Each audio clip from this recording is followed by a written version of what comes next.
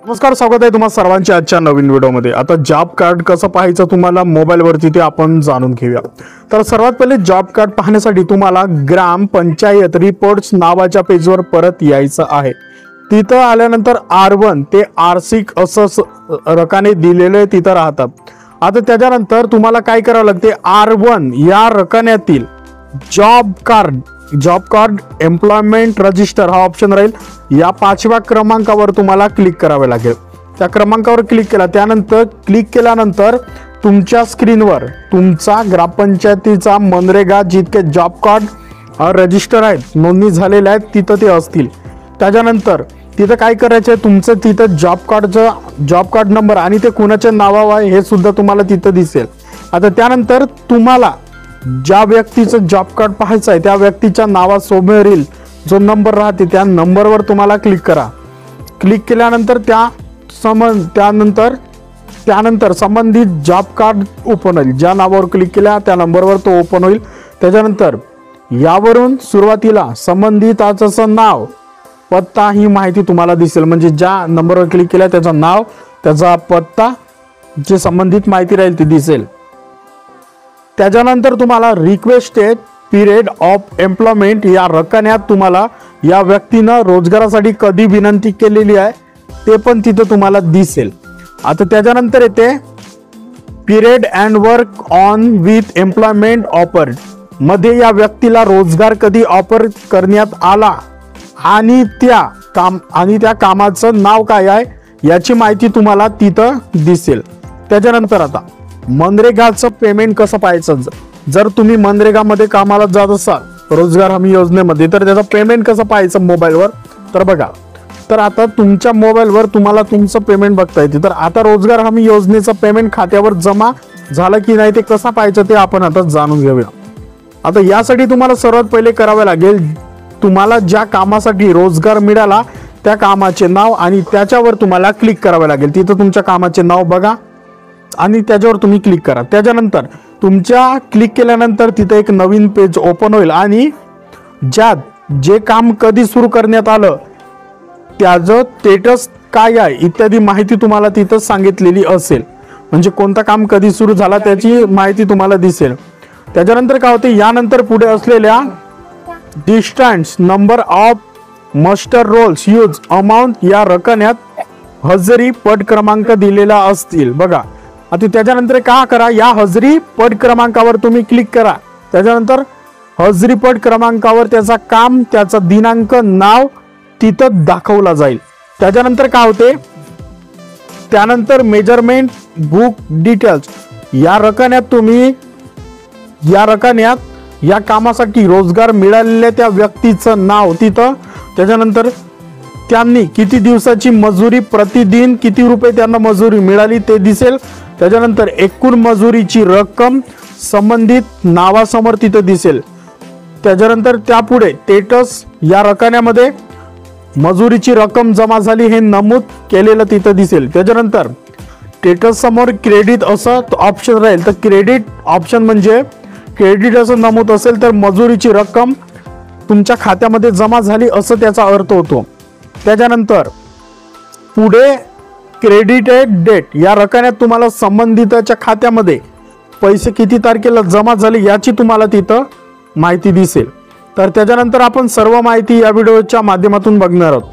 आता तुमचा MNREGA job card कसं पाहायचं आणि रोजगार खात्यात कसा जमा होतो, सर्व प्रश्नांची उत्तरे तुम्ही पहिले बघितली। त्याच्यानंतर बघूया की महात्मा गांधी राष्ट्रीय ग्रामीण रोजगार गॅरंटी अधिनियम, एक भारतीय कामगार कायदा आणि सामाजिक सुरक्षा उपाय त्याचे मुख्य उद्दिष्टे कामाच्या अधिकाराची हमी देणे असे आहे। सप्टेंबर 2005 मध्ये हा कायदा लागू करण्यात आला। सुरुवातीला या कायद्याचे नाव नरेगा असे होते, परंतु पुढे येणाऱ्या अनेक सुधारणा करण्यात आल्या याच्यामध्ये आणि त्याचे नाव बदलून मनरेगा असे करण्यात आले। Mahatma Gandhi national rural employment हे त्याचे नाव आहे। तर आता त्याच्यानंतर महात्मा गांधी ग्रामीण रोजगार गॅरंटी अधिनियम, एक भारतीय कामगार कायदा आणि सामाजिक सुरक्षा उपाय आहे। त्याचे मुख्य उद्दिष्ट बघूया।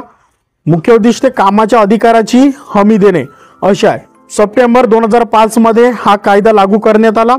सुरुवातीला या कायद्याचे नाव नरेगा होते, परंतु पुढील येणाऱ्या अनेक सुधारणा झाल्या त्याच्यामध्ये. त्याच्यानंतर त्या कामाचे नाव मनरेगा करण्यात आले. आता त्याच्यानंतर बघूया मनरेगा कामाचे स्वरूप, प्राधान्य व तत्वे. त्याच्यानंतर बघूया.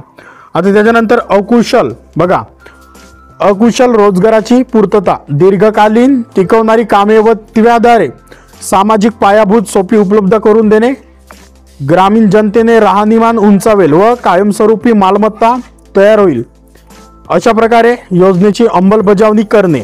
त्याच्यानंतर महात्मा गांधी राष्ट्रीय ग्रामीण रोजगार हमी योजना, महाराष्ट्र अंतर्गत कामाचे स्वरूप व प्राधान्यता, महात्मा गांधी राष्ट्रीय रोजगार हमी योजना अधिनियम 2005 मधील शेड्यूल 1 नुसार जलसंवर्धन जलसंधारण व जलसंवर्धन कामे. त्याच्यानंतर दुष्काळ प्रतिबंधित कामे, वनीकरण व वृक्ष लागवडीसह.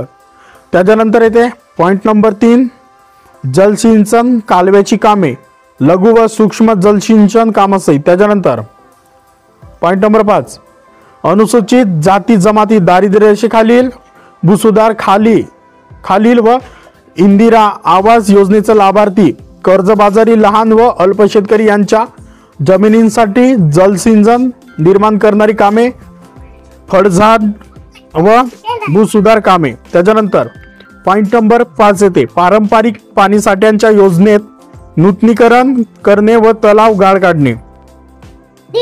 पॉइंट नंबर 6 भूविकासाची कामे. त्याच्यानंतर पूर नियंत्रण, पूर संरक्षणाची कामे.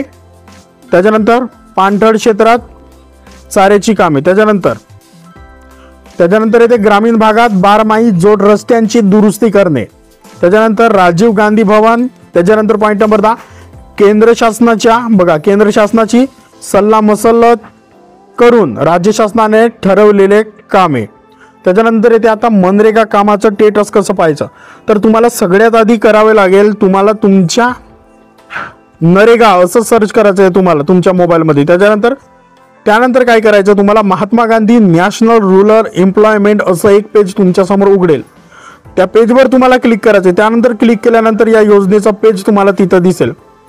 त्याच्यानंतर या पेजवर डावीकडील पंचायत या पर्यायावर तुम्हाला क्लिक करावे लागेल. त्याच्यानंतर तुम्हाला एक नवीन पेज उघडेल. त्याच्यानंतर तुम्हाला त्या पेजवर ग्रामपंचायत, पंचायत समिती आणि जिल्हा परिषद हे 3 पर्याय तुम्हाला तिथं दिसतील. त्याच्यानंतर ग्रामपंचायत या पर्यायावर तुम्हाला क्लिक करावे लागेल.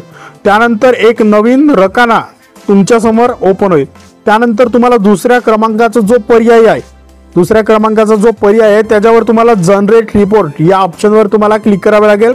मग तुमच्या समोर देशातल्या सगळ्या राज्याची नाव ओपन होतील. त्यामध्ये तुमच्या राज्याचं नाव तुम्ही तिथं निवडा. त्याच्यानंतर राज्याच्या नावावर क्लिक केल्यानंतर तुमची ग्रामपंचायत मॉड्यूल असं नावाचं पेज येतं.